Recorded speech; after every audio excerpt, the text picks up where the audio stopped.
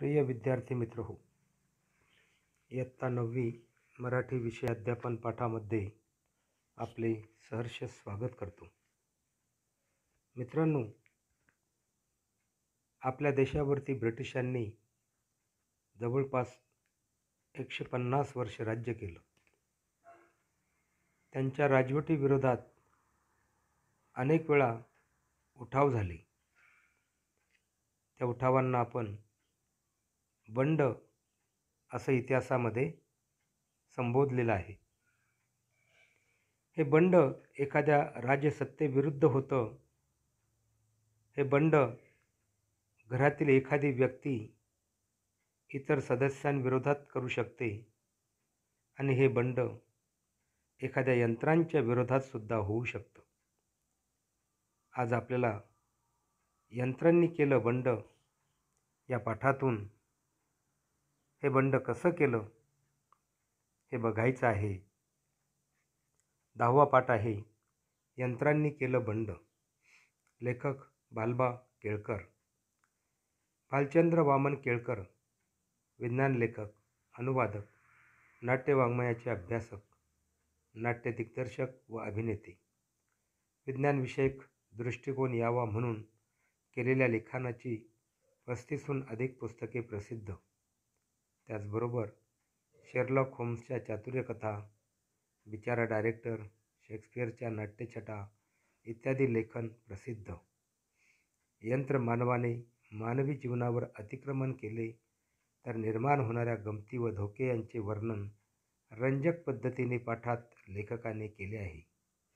प्रस्तुत विज्ञानकथा मराठीतील निवडक विज्ञानकथा संपादन निरंजन घाटे या पुस्तकातून घेतली आहे. आज मुलांनो, जिकडे तिकडे यांत्रिक पद्धतीनं कामं केली जात आहेत. मग शेतातली कामं असोत, कारखान्यांमधली कामं असोत, ऑफिसमधली कामं असोत, कुठेही असो, या यंत्रांचा जेवढा फायदा आहे तेवढा धोका देखील आपल्याला अनेक ठिकाणी आढळून येतो. ही यंत्र केव्हा आपल्याला आव्हान ठरत असतात आणि हेच आपल्याला या पाठातून बघायचं आहे.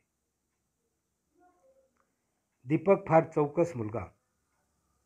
दीपक फार चौकस मुलगा खरं.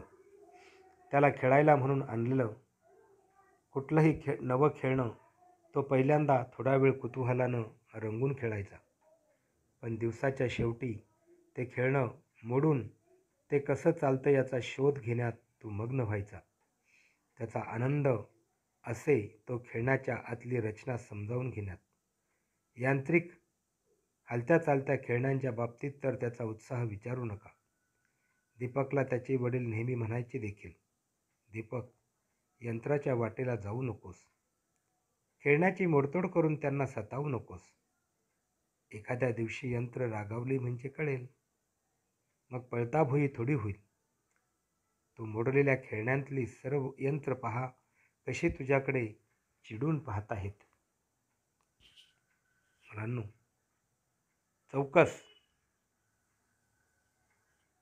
चौकस म्हणजे शोधक किंवा जिज्ञासू. कुतूहल म्हणजे आश्चर्य. पळताभुई थोडी होणे म्हणजे पळून जाणे. असो, दीपक या पाठातला दीपक एक चौकस मुलगा. कोणतीही गोष्ट जाणून घेण्यामध्ये त्याला खरा आनंद. हातात पडलेली वस्तू त्या बाबतीत नवीन काहीतरी शोधण्यात त्याला आनंद. त्याच्या हातामध्ये जर एखादं खेळणं पडलं तर कुतूहलानं तो खेळायचा देखील आणि खेळून झालं की ते खेळणं मोडायचं, तोडायचं, त्याच्यातले पार्ट सुटे करायचे. म्हणजे थोडक्यात ते खेळणं कसं तयार झालं किंवा त्या खेळण्यातील विशेषता जाणून घेण्यामध्ये तो दंग व्हायचा. मग्न होणे, दंग होणे, एखाद्या विषयामध्ये मंत्रमुग्ध होणे. मग अशा प्रकारे त्याचा हा यंत्रांच्या हालचालींवरती लक्ष ठेवण्याचा जो उत्साह होता, तो उत्साह मोठा होता. वडील नेहमी म्हणायचे की दीपक, अरे बाबा, यंत्रांच्या वाट्याला कधी जायचं नसतं, खेळण्यांची मोडतोड कधी करायची नसते, तू मात्र सारखा त्या खेळण्यांना सतावतोस. सतावणे म्हणजे त्रास देणे. आणि यंत्रांना जर सतावलं तर ती आपल्याला रागावतात. बघ ती यंत्र, बघ ती खेळणी तुझ्याकडे कशी चिडून बघताय, रागाने बघताय. थोडक्यात वडील त्याला समजावून सांगण्याचा प्रयत्न करायचे. दीपकला या बोलण्याचं हसू यायचं. त्याला वडिलांचं यंत्रांचं वेड आणि यंत्रांबद्दलचं प्रेम माहिती होतं. आपल्या कचेरीतला कारकुनांचा फड हळूहळू कमी करत, अधिकाऱ्यांना रजा देत दीपकच्या वडिलांनी त्यांची कामं करायला यंत्र आणली. हे दीपकला माहीत होतं आणि ती यंत्र दीपकच्या वडिलांनी मुद्दाम त्यांनी नेमलेल्या संशोधकांकडून करून घेतली होती. हेही त्यांनी मुद्दाम दीपकला सांगितलं होतं. त्यामुळेच ती यंत्र दीपकचंही ऐकत असत, त्यानं सांगितलेलं काम करत असत. त्यामुळे दीपकला त्यांच्याबद्दल जवळीकही फार वाटत असे. आता बघा, अनेक कंपन्यांमध्ये, अनेक कार्यालयांमध्ये कमीत कमी मनुष्यबळामध्ये जास्तीत जास्त कामं करून घेतली जातात. मग ही जास्तीची कामं कुणाकडनं करून घेतली जातात? तर यंत्रांकडनं. दीपकच्या वडिलांना देखील हे यंत्रांचं वेड लागलेलं होतं. यंत्रांबद्दल त्यांना असलेलं प्रेम दीपकला देखील माहीत होतं. कार्यालयामध्ये असणारे कारकून खरं तर हा मराठी शब्द आहे, इंग्लिशमध्ये त्याला क्लर्क असं म्हणतात. कार्यालयामध्ये असणाऱ्या क्लर्कची, या कारकुनांची संख्या कमी करायची आणि त्यांच्याऐवजी यंत्रांकडनं कामं करून घ्यायची. आणि त्यासाठी दीपकच्या वडिलांनी ही यंत्र मुद्दाम संशोधकांकडनं बनवून घेतलेली होती. दीपकला देखील हे माहीत होतं. ते यंत्र दीपकचं देखील ऐकत असायची, त्यानं सांगितलेली कामं देखील ती करत असायची. आणि म्हणूनच वडिलांबरोबर दीपकला देखील या यंत्रांबद्दल एक जवळीक वाटायची, यंत्रांबद्दल एक आदर वाटायचा. एक दिवस दीपक आपल्या यांत्रिक खेळण्यांची मोडतोड करून त्या खेळण्यांतली यंत्ररचना अभ्यासत होता. यंत्रात काय फरक केला म्हणजे ही खेळणी सजीव वागतील यांबद्दल तो विचार करत होता. वडिलांनी त्याला मुद्दाम दिलेला एक यंत्रमानव त्याच्या जवळ बसून त्याचा उपद्व्याप पाहत होता. तेवढ्यात दीपकला आपल्या गृहपाठाची आठवण झाली. त्यानं आपल्या यंत्रमानव मित्राला म्हटलं, मित्रा, जरा माझा गृहपाठ करून देतोस का? यंत्राची मोडतोड करता करताच दीपक बोलत होता. त्याचं त्याच्या यंत्र मित्राकडे लक्ष नव्हतं. नाही, मुळीच नाही. तुझा गुलाम नाही मी, असे उद्धट उद्गार दीपकच्या कानी पडले आणि त्यानं चमकून वर पाहिलं. त्याचा यंत्रमित्र त्याच्याकडे आपल्या जळजळीत भासणाऱ्या भिंग डोळ्यांनी पाहत होता. दीपकच्या हातातल्या मोडक्या यंत्रांकडे पाहत दुःखाची किंकाळी फोडून तो यंत्रमित्र चालता झाला. मुलांनो, असाच एक दिवस दीपक यंत्रांशी खेळत होता. खेळण्यांमधली यंत्ररचना तो अभ्यासत होता, कुतूहलानं बघत होता.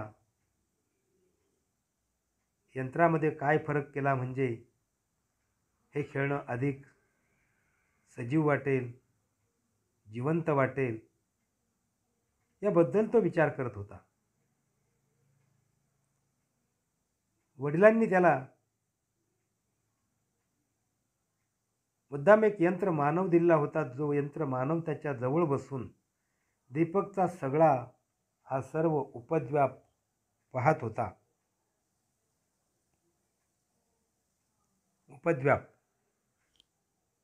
उपद्व्याप म्हणजे निरर्थक उद्योग. दीपकचे निरर्थक उद्योग खरं तर निरर्थक नव्हते. तो चौकस होता, जाणून घेण्याची त्याला आवड होती आणि म्हणून तो हातातले खेळणी मोडायचा, तोडायचा, त्यातल्या आतल्या विविध भागांचा तो अभ्यास करायचा. आणि असंच हे करता करता त्यानं आपल्या यंत्रमित्राला सांगितलं, मित्रा, जरा माझा गृहपाठ करून देतोस का? ती यंत्रांची मोडतोड करता करता दीपक बोलत होता.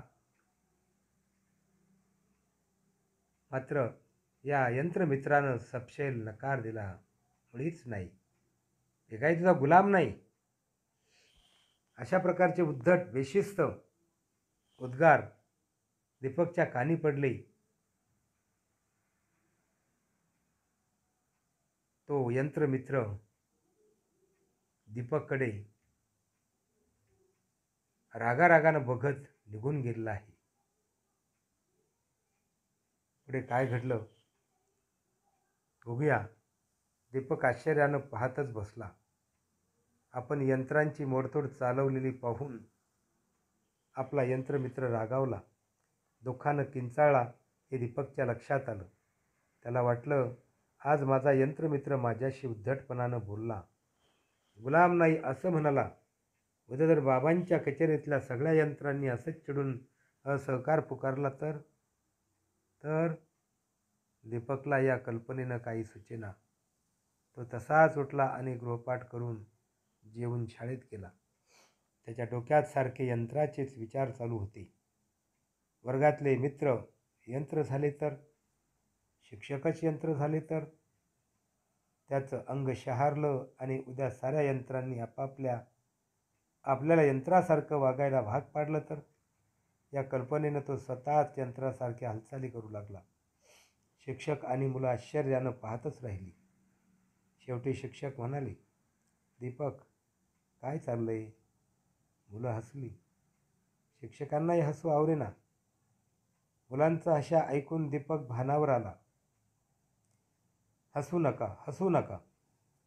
यंत्रांनी मोठ्यांदा हसणं बरं नाही, असं बोलून गेला आणि आणखीनच मोठा शाप उसळला. दीपक लाजून चूर झाला आणि आपली पुस्तकं उचलून आपल्या घराकडे पळत सुटला. तेवढ्यात शाळा सुटल्याची घंटा झाली म्हणून बरं. दीपकला मात्र पुन्हा पुन्हा भास होत होता की आपले यंत्रमित्रच हसतायत.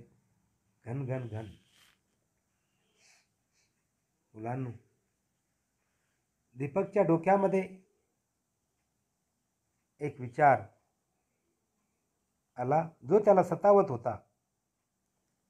आज एक यंत्रमित्र म्हटला की मी काही तुझा गुलाम नाही, मी नाही तुझा गृहपाठ करत. उद्या बाबांच्या ऑफिसमधली यंत्रमित्र असंच बोलतील, बाबांशी असहकार पुकारतील.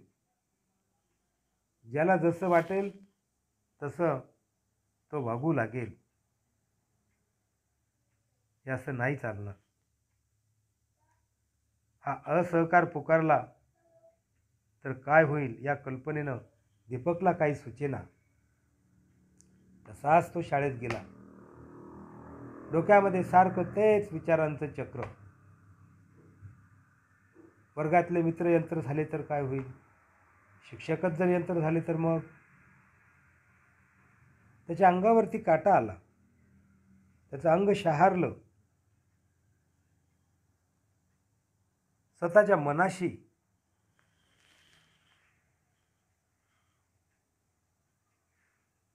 तो सारखा काहीतरी विचार करू लागला. या यंत्रांनी त्यांच्या पद्धतीनं आपल्याला वागायला भाग पडलं तर काय करायचं?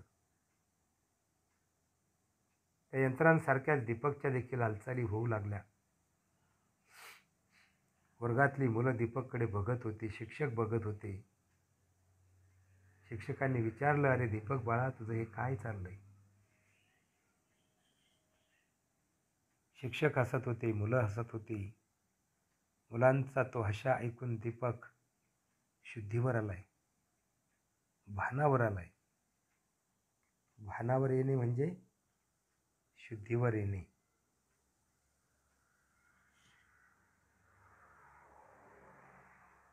वास्तविक दीपकला आपल्या वडिलांची काळजी होती आणि यंत्रांच्या अशा बंडखोर भाषेची काळजी होती. तो सारखा त्याच विचारांमध्ये असताना मुलांना म्हणत होता, हसू नका, हसू नका. मुलांना देखील तो यंत्र समजत होता. यंत्रांनी असं हसणं बरं नाही असं तो म्हणत होता. पण जेव्हा तो शुद्धीवर आला, जेव्हा तो भानावर आला, तेव्हा पुस्तकं घेऊन तो आपल्या घराकडे पळत सुटलाय. तेवढा शाळेची देखील घंटा झालेली आहे. दीपकचे वडील आपल्या शर्ट हँड टायपिस्टला पत्र लिहून घ्यायला सांगत होते. हां, झालं. पुढं मग नेहमीचंच आपला आभारी आहे, काम लवकर व्हावी इच्छा, आपला सदैव कृपाभिलाषी इत्यादी इत्यादी. जा. हे सय्यंगार, लवकर टाईप करून आणा पत्र, आज गेलंच पाहिजे. दीपकनं मिस अय्यंगारकडे पाहिलं आणि तो ओरडलाच. मिस अय्यंगार, हे तुमचं असं कसं झाले? हे तोंडावर जाळी का धातूची? आणि पिपात का घातलं तर आपलं शरीर? हातापायांत हे कुठले मोजे आणि बूट स्टेनलेसचे? दीपकचे वडील मोठ्यांदा हसू लागले. त्या चमत्कारिक मिस अय्यंगारचाही किनकिन किनकिन असा हसण्याचा आवाज आला. शेवटी हसू आवरून दीपककडे बघून वडील म्हणाले, खरंच दीपक, मी तुला सांगायला विसरलोच. या माझ्या ऑफिसमधील नव्या स्टेनोटायपिस्ट स्वयंचलित यंत्र महिला. नाव ठेवलं आहे मिस अय्यंगार, कारण सवय आहे ना मला त्या नावाची. मिस अय्यंगार, तुम्ही जा कामाला. चल दीपक, मी तुला जरा कचेरीतल्या सुधारणा दाखवतो. असं म्हणून ते दोघं निघणार. तेवढ्यात त्या यांत्रिक मिस अय्यंगार आल्या आणि त्यांनी टाईप केलेल्या डझनभर पत्रांचा गट्टा दीपकच्या बाबांच्या हातात दिला. तो घेत दीपकचे वडील म्हणाले, पहा दीपक, 5 सेकंदात 12 पत्र टाईप करून दिली यांनी. मुलांनो, मिस अय्यंगार हे देखील एका यंत्र मानवाचंच नाव, महिलेचं नाव म्हणून आपण त्यांना म्हणू शकतो. आता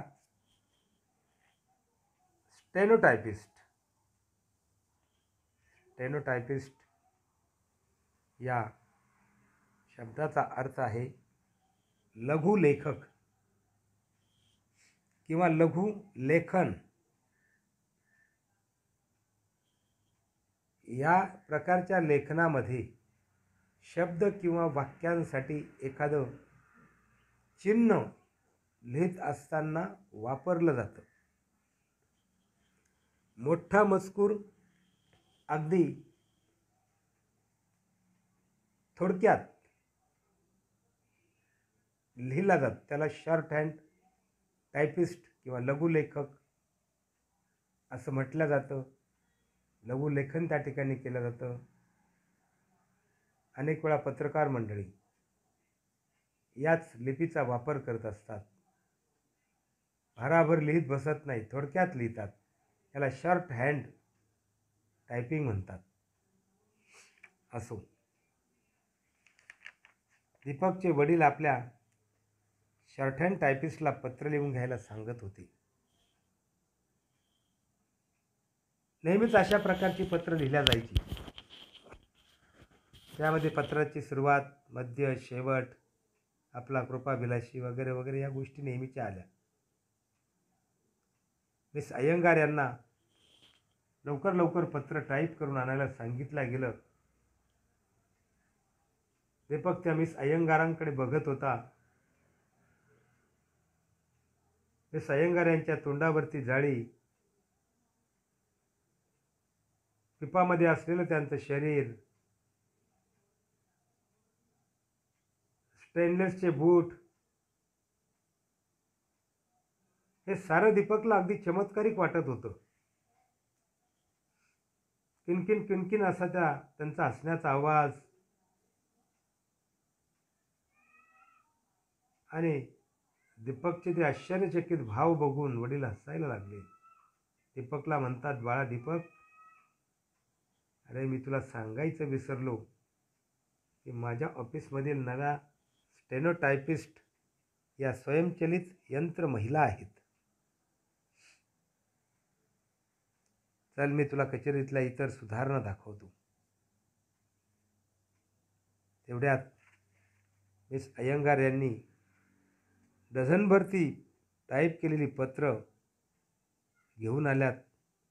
दीपकचे वडील म्हणतात, दीपक बघ, 5 सेकंदामध्ये 12 पत्र टाईप करून झालीत.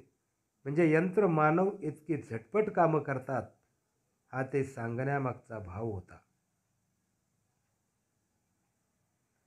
कामं सुकर होतात हे त्यांना दीपकला पटवून द्यायचं होतं. असो.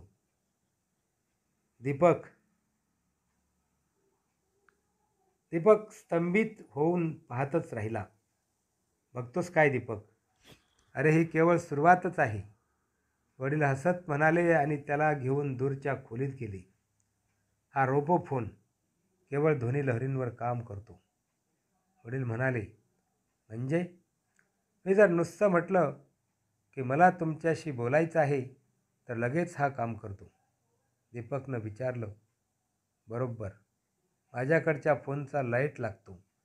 10 सेकंदात माझ्याकडून काही प्रतिसाद मिळाला नाही तर बझर वाजू लागतो. मी तिथं नसलो तर तो रोबो फोन जो काय निरोप असेल तो ध्वनिमुद्रित करतो आणि मी आलो की मला तो निरोप देतो. वडील म्हणाले, नुसती यंत्र मानव नाहीत तर यंत्र मोबाईलसुद्धा आहेत, जे निरोप घेऊन आपल्याला कळवतात. समोरचा निरोप ध्वनिमुद्रित करतात. ध्वनी लहरींवरती चालणारा हा रोबो फोन आणि हे सारं काही पाहिल्यानंतर दीपकला काहीतरी वेगळं वाटत होतं. वडील म्हणतात, दीपक अरे असा काय बघतोस? ही फक्त सुरुवात आहे. अशी एक नाही अनेक यंत्र तुला या ठिकाणी बघायला मिळतील.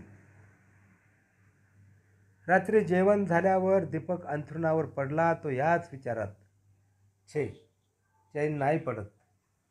या अमानुष यंत्रांनी अगदी अस्वस्थ केलं आहे. झोप काही नीट लागेल असं वाटत नाही. असं मनाशी म्हणत दीपक या कुशीवरून त्या कुशीवर तळमळत होता. कधी डोळा लागला हे त्यालाही कळलं नाही. तेवढ्यात त्याच्या कानावर शब्द पडले, सह्याजी. दीपकच्या वडिलांच्या नावानं मी लिहिलेल्या पत्रावर त्यांची सही कर. शाब्बास सह्याजी. आता आपल्याला त्यांच्या साऱ्या इस्टेटीचा ताबा मिळालाच म्हणून समज. दीपक घाईघाईनं उठला आणि शेजारच्या खोलीत त्यानं डोकावून बघितलं. त्याला तिथे मनुष्य सदृश्य यंत्र दिसले. यंत्रमानव वडिलांच्या खाजगी कचेरीत काम करत होते. त्यातील सह्याजी म्हणजे सह्यांची हुबेहूब नक्कल करणारं यंत्र. यंत्रमानव. दीपक तावातावानं आत गेला आणि म्हणाला, काय चाललंय का इथं? दुसऱ्याची प्रत्यक्ष मालकाची सही करून पत्र पाठवता? ही उघड दरोडेखोरी झाली. माझा आता तुझ्या वडिलांच्या सर्व इस्टेटीवर ताबा आहे, तो मी मिळवला आहे. तो यंत्रमानव उद्धटपणे म्हणाला, तू या इस्टेटीचा मालक झाला आहेस हा तुझा भ्रम आहे. दीपक चिडून म्हणाला, तुझे बाबाच याला कारण आहेत. त्यांनी अगदी परिपूर्ण मनोव्यापार करणाऱ्या, विचार करू शकणाऱ्या अशा आम्हा यंत्रमानवांना तयार करून घेतला आहे. आता आम्ही बंड करून जगच ताब्यात घ्यायचं ठरवलं आहे. तो सह्याजी हुकमत गाजवणारा यंत्रमानव म्हणाला. दुसऱ्या एका खोलीमध्ये काही यंत्रमानव त्या ठिकाणी बसलेले होते. त्यातलं सह्यांचं काम जो करत होता त्याला सह्याजी असं म्हटलं जायचं. आणि दीपक त्या ठिकाणी कानोसा घेऊन बघतो तर काय, ही यंत्र मानव त्याच्या वडिलांची सर्व इस्टेट त्यांच्या नावावरती करून घेऊ बघत होते. दीपकला त्यांच्या या उद्धटपणाचा राग आला. तो म्हटला, तुमची ही हिंमत? अरे प्रत्यक्ष मालकाची इस्टेट, मालकाची संपत्ती तुम्ही हडप करू इच्छिता? नाही नाही नाही, मी असलं काही होऊ देणार नाही. ते यंत्र मानव म्हणतात, तू काहीच करू शकत नाही. तुझ्या वडिलांनी आम्हाला असं काही बनवून घेतलंय की ते सुद्धा आता आमच्यापुढे काहीही करू शकणार नाहीत. आम्ही जसं म्हणू तसंच होणार. आम्ही हुकमत गाजवणार गाजवणार. आणि त्यांचं हे उद्धटपणाचं बोलणं ऐकून दीपकला चीड येत होती. यंत्रमानवांना, यंत्रांना कधीही जगाचा ताबा मिळणार नाही. हा काय वाह्यातपणा मांडला आहे. तुम्हाला चांगलं वठणीवर आणतो. असं म्हणून दीपक तिथून निघाला. जाता जाता त्याच्या कानावर यंत्रमानवाचे शब्द पडलेच. दीपक, उगीच संतापू नकोस. तुझे बाबा या बाबतीत काहीच करू शकणार नाहीत, कारण ते आता आमचेच. दीपकही ते ऐकून तडकून म्हणाला, तुम्हा बंडखोरांचे गुलाम झाले आहेत ना, बघतो ना, त्यांच्यावर तुमचा अधिकार चालणार नाही. दीपक असं म्हणत वडिलांच्या खाजगी खोलीत शिरला. बाबा पाठमोरे उभे होते. दीपक ओरडून म्हणाला, बाबा, स्वस्त काय उभे राहिलात? तुमच्या कचेरीत काम करणाऱ्या यंत्रांबद्दल मला तुमच्याकडे तक्रार करायची आहे. दीपक त्या यंत्र मानवांना काय म्हणतोय की यंत्रांना कधीही जगाचा ताबा मिळत नसतो. तुम्ही हा वाह्यातपणा करताय. तुम्ही नको तसं वागण्याचा प्रयत्न करताय. मी तुम्हाला वठणीवर आणणार. मी तुम्हाला टाळ्यावरती आणणार. असं म्हणून दीपक तिथनं निघाला. चक्क आपल्या वडिलांच्या खोलीमध्ये गेलेला आहे. यंत्रमानव म्हणतात, दीपक शांत राहा जरा, तू काहीच करू शकत नाहीस आमचं. मग दीपकला वाटलं आपले बाबा पाठमोरे उभे आहेत. बाबांच्या खोलीत गेल्यानंतर दीपक ओरडला, म्हटला, बाबा, स्वस्त काय उभे राहिलात? अहो, तुमच्या कचेरीत काम करणाऱ्या यंत्रांबद्दल मला तुमच्याकडं तक्रार करायची आहे. तक्रार नाही, तुम्ही माझे बाबा नाही. तुम्ही तसे दिसता, पण तुम्ही माझे बाबा नाही. असं दीपक किंचाळत ओरडत होता. पण बाबांनी आपल्या लोखंडी पकडीत त्याचा हात धरला. तो सोडला नाही. त्यांनी दीपकला टेबलाशी नेऊन त्याच्या खुर्चीत कोंबला आणि म्हटलं, नीट ताट बैस. न्याहारी कर झटपट. समोर ठेवलेलं सारं नीट पटापट चावून खा. मला भूक नाही. मी आता खेळायला जातो. असं म्हणून दीपक खुर्चीवरून उठला. त्याच्या खांद्यावर लोखंडी गदाचे ठोके बसल्यासारखे ठोके बसले. त्याने पाहिले तर त्याचे बाबा त्याच्या मागे होते. ते खणखणीत आवाजात म्हणाले, दीपक, खेळायला जायचं नाही. मी तुझा गृहपाठ तपासला आहे. तू चूक केली आहेस. पुन्हा सगळा गृहपाठ कर. पुन्हा गृहपाठ? झालेली चूक दुरुस्त करतो की. दीपक म्हणाला, नाही, सगळा पुन्हा नाही तर मित्रांना भेटायला जाता येणार नाही. खेळणं बंद. बाबा म्हणाले. दीपक मुकाट्यानं गृहपाठ करायला गेला. गृहपाठ केला आणि तो आपल्या वर्गातल्या मैत्रिणीकडे खेळायला गेला. तिथं त्याची मैत्रीण जुली त्याला दिसेना. तो तिच्या बंगल्याभोवती हिंडला. बागेत तिला शोधत बसला. शेवटी हताश होऊन एका पायरीवर बसला. धापा टाकत तेवढ्यात लांबून कुणीतरी खणखण करत येताना दिसलं. जवळ आल्यावर त्याच्या लक्षात आलं की एक यंत्रमानव त्याच्या मैत्रिणीला जुलीला कडेवर घेऊन येत होता. ती ओरडत होती, सोड मला, खाली उतरव मला, मला चालता येतंय, मी पळणार नाही. दीपक जवळ तो यंत्रमानव तिला तसाच घेऊन आला. तेव्हा ती ओरडली, दीपक, तू केव्हा आलास? किती उशिरा आलास खेळायला? आणि हा लोखंडी राक्षस बघ, मला खाली सोडतच नाही. सोड की मला, ठेव खाली. जुली, उगाच धिंगामस्ती करू नकोस. काही उपयोग नाही. या लोखंडी राक्षसाशी धिंगामस्ती केलीस तर तुलाच खर्चटेल, लागेल. मुकाट्यानं वागवतोय तसं वागवून घे. कारण आता जगातल्या यंत्रांनी बंड करून जगाचा ताबा मिळवलाय. यंत्र आता जगावर राज्य करतात, असं म्हणून त्या यंत्रमानवानं तिला खाली सोडलं. जुली म्हणाली, दीपक, आपण सुटलो. दीपक म्हणाला, असं नाही म्हणता येणार. त्यांचा मेंदू गणिती यंत्राचा आहे. आपण कुठे आहोत ते त्याला कळू शकेल. तो आला बघ. थांब. त्याची पाठ आपल्याकडे आहे. त्याच्या डोक्याच्या मागच्या बाजूला एक बटन दिसतंय. हळूच जाऊन ते दाबतो. बघूया काय होतंय ते. असं म्हणून दीपक हळूच त्या यंत्ररक्षकामागे गेला आणि त्यानं त्याच्या डोक्याच्या मागच्या बाजूला असलेलं बटन दाबलं आणि एकदम घड्याळाच्या गजरासारखा गजर झाला. दीपक जागा होऊन ताडकन उठून बसला. त्यानं पाहिलं तर सकाळचा 7चा गजर झाला होता.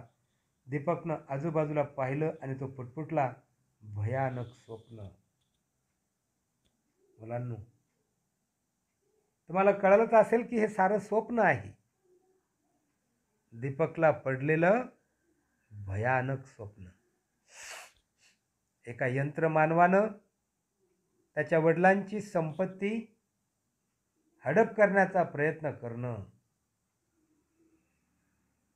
सयाजीरावनं सह्या करणं, तक्रार घेऊन वडिलांकडे जाणं, पण ते वडील नसतातच. तो देखील एक यंत्रमानव असतो. दीपकला कळून चुकतं हे आपले बाबा नाहीत, पण तेवढ्यात तो यंत्रमानव दीपकला खुर्चीवरती कोंबतो, जबरदस्तीनं बसवतो आणि खायला सांगतो ताटातलं वाढलेलं अन्न. खात नाही म्हटल्यावर उठून उभं राहायला लागल्यावरती तो यंत्रमानव सौम्य स्वरूपाचे 2 दणके देतो दीपकला. म्हणजे बघा, यंत्रमानवांची अशी जोर जबरदस्ती दीपकला त्या ठिकाणी अनुभवायला आली. गृहपाठ चुकला म्हणून बाबांनी पुन्हा लिहायला सांगितला. दीपक म्हणतो, बाबा, चुकलेलं तेवढं पुन्हा लिहितो ना. बाबा म्हणतात, नाही, सर्व पुन्हा लिहून काढ. कदाचित तो सुद्धा यंत्रमानवच असेल. त्याच्या मैत्रिणीला जुलीला घेऊन एक यंत्रमानव येतो आहे. ती म्हणते, मला सोड, मला खाली उतरू दे, मला माझ्या पायांनी चालता येतं. पण तो यंत्रमानव सोडतच नाही.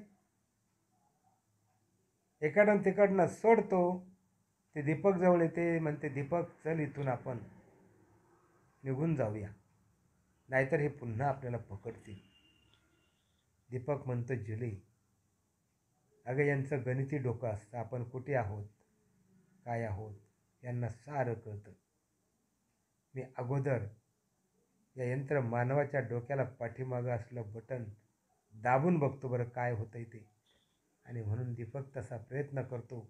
ते बटन दाबल्याबरोबर मोठा गजर होतो आणि तो गजर झाल्याबरोबर दीपकला जाग येते. त्याला कळून चुकतं की आपण एक भयानक स्वप्न बघत होतो. मुलांना, आपण काय शिकायचं यामधून? आपण हे यामधून शिकायचं की यंत्रांच्या आहारी जाऊ नये माणसानं. यंत्रांचा तेवढ्यापुरता तेवढा आपण वापर करून घ्यायचा. आपण त्यांच्या आहारी जायचं नाही, त्यांच्या स्वाधीन व्हायचं नाही, त्यांच्यावरती विसंबायचं नाही. नाहीतर हीच यंत्र आपल्यासाठी पण असतात आणि आपल्या विरोधात पण असतात. दीपक एकदम काही आठवण झाल्यासारखा ओरडला, अरे बापरे, बाबा, आणि पळत सुटला. वाटेत त्याला त्यांचा स्वयंपाकी भेटला. तो त्याच्याकडे चहा घेऊन निघाला होता. दीपकनं त्याला विचारलं, बाबा कुठं आहेत? तो म्हणाला, आज लवकर न्याहारी करून कचेरीत गेले. दीपक तिकडे धावला आणि बाबांच्या खोलीत जाऊन ओरडला, बाबा, तुम्ही तुमच्या यंत्र अधिकाऱ्यांना काढून टाका. पूर्वीची माणसं कामावर घ्या, नाहीतर नाहीतर आणि हुंदके देऊन तो रडू लागला. दीपक बाबा बाबा करत पळत सुटलाय. रस्त्यात त्याला स्वयंपाकी भेटलाय, तो त्याच्यासाठी चहा घेऊन येत होता. त्याला विचारलं, बाबा कुठे आहेत? त्यानं सांगितलं आज लवकर निहारी करून कचेरीमध्ये गेलेत. दीपक तिकडे धावत गेलाय आणि वडिलांना सांगतो, बाबा तुमच्या कार्यालयातल्या सर्व यंत्र मानवांना काढून टाका, नाहीतर ते तुम्हाला एक दिवस धोका देतील. जिवंत माणसं बाबा कामावरती असू देत, या यंत्र मानवांचं काही खरं नाही. दीपकला रडायला आलंय. तो हुंदके देत होता. त्याला कळलं की यंत्रांपेक्षा माणसं किती महत्त्वाची असतात. म्हणजे या ठिकाणी जिवंत जीवाला जाणण्याची प्रेरणा त्याला मिळालेली आहे. वडिलांनी त्याला जवळ घेतलं आणि त्याच्या पाठीवरून हात फिरवत म्हटलं, दीपक, अरे मलाही तसंच वाटायला लागलं होतं. एकटं एकटं आणि सुनं वाटायला लागलं होतं. उदास, शुष्क आणि निर्जीव वाटायला लागलं होतं. म्हणून मी कालच ठरवलं होतं की आपली सगळी ऑफिसची माणसं परत बोलवायची, यंत्र कर्मचाऱ्यांची हकालपट्टी करायची. म्हणून त्या सर्वांना काल रात्री फोन केले, तारा केल्या आणि विमानानं इथं बोलावून घेतलं. दीपकला घेऊन दीपकचे बाबा कचेरीत हिंडले. कचेरीत पुन्हा निर्माण झालेला जिवंतपणा, गजबज, हास्यविनोद, कामाची धावपळ पाहून दीपक सुखावला, आनंदानं हसू लागला. ते पाहून दीपकचे बाबा त्याला म्हणाले, दीपक, काही झालं तरी माणसं ती माणसं. माणूस आहे तिथे जिव्हाळा आहे, माणुसकी आहे, प्रेम आहे. यंत्र कधीही माणसांची जागा घेऊ शकणार नाहीत. आणि ते खरंच नव्हतं का? दीपक जेव्हा रडायला लागला तेव्हा बाबांनी त्याला जवळ घेतलं. मायेनं त्याच्या पाठीवरनं हात फिरवला. सांगितलं, बाळा, जसं तुला वाटतं ना तसं मला पण वाटतंय. अरे कितीही यंत्र माझ्या कार्यालयात असली ना तरी देखील मला एकटं एकटं वाटतं. जिवंत माणसांशिवाय या कार्यालयाला जिवंतपणा येत नाही. जिवंत माणसांशिवाय इथलं वातावरण उदास आणि शुष्क वाटतं, निर्जीव वाटतं. आणि म्हणून मी ठरवलंय, यापूर्वी ज्या माणसांना कामावरनं कमी केलं त्यांना पुन्हा परत बोलवायचं, यंत्रांची हकालपट्टी करायची आणि बाबांनी पुन्हा एकदा दीपकला घेतलंय. कचेरीमध्ये त्यांनी फेरफटका मारलाय. पुन्हा त्या जुन्या कामगारांना कचेरीत बघितल्यानंतर तोच जिवंतपणा त्या कचेरीला, त्या कार्यालयाला आलेला आहे. हास्यविनोद, कामाची धावपळ, हे सारं बघून दीपकला आनंद झालाय. बाबा त्याला म्हणाले, दीपक, काही झालं तरी माणसं ती माणसंच असतात रे. माणूस आहे तिथे जिव्हाळा असतो, प्रेम असतं, माणुसकी असते, प्रेम असतं. आणि म्हणून माणसांची जागा यंत्र कधीच घेऊ शकत नाहीत, कधीच घेऊ शकत नाहीत. आणि तेच तर खरं आहे बाळा. मुलांनो, यांत्रिक युगामध्ये यंत्र महत्त्वाची आहेत, पण या यंत्रांपेक्षाही जिवंत माणसं महत्त्वाची आहेत. यंत्र तुमच्यावरती एखादा प्रयोग करू शकतात,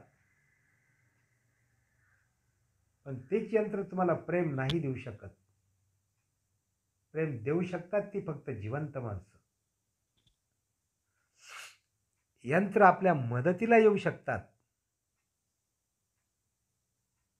पण यंत्र आपलं मन नाही ओळखू शकत, आपल्या मनाला आनंद नाही देऊ शकत.